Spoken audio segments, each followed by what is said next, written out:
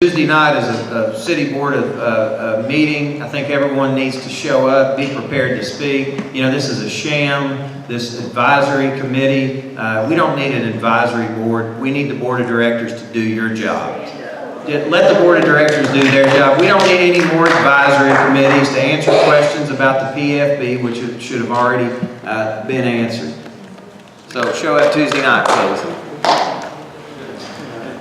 I want to tell you one more time, I appreciate everybody getting out. You don't know how important it is for the people to stand up and go vote. They pick these, we've tried to stop these elections, special elections, since I was there in 2005.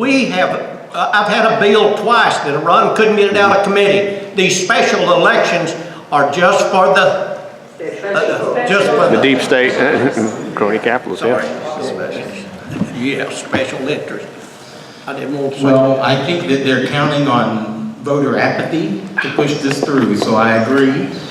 I think that it is imperative, and I don't use that word lightly, it is imperative that you get out to vote, that you talk to your friends, your family, your neighbors who live in Fort Smith, make sure that they get out to vote. Early voting starts on March the 5th, downtown at the courthouse.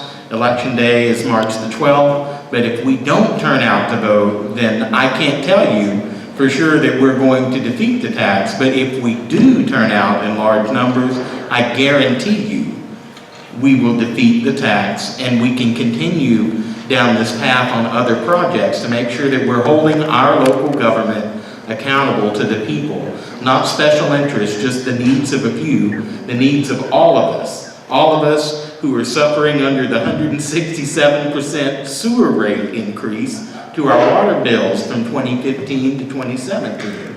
The hardworking families who are struggling, their median household income are $36,000 in Fort Smith. That is low even for Arkansas, which is a relatively poor state comparatively.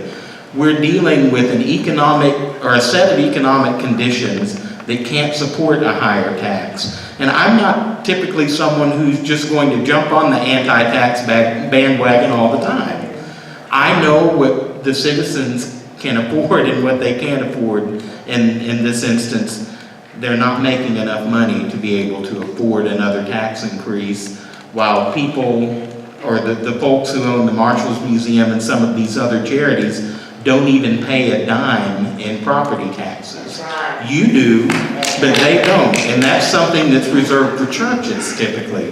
The Arkansas Constitution says a church will be exempt from property tax, but not a Marshall's Museum or a Trolley Museum or any of these other entities that are tax-free. So just remember that you need to look after your interests and the interest of your family when you make your decision to vote, and make sure that your family gets out to vote. Thank you so much for coming in. Melissa has one last question. No, I have a question. Because we are so limited on funds, we have a Facebook community page. It's called Citizens Against Unfair Taxation. The information that we put on that is FOIA information. Any financials that we put articles, the quotes, but really what we encourage you to do is search for the information yourself.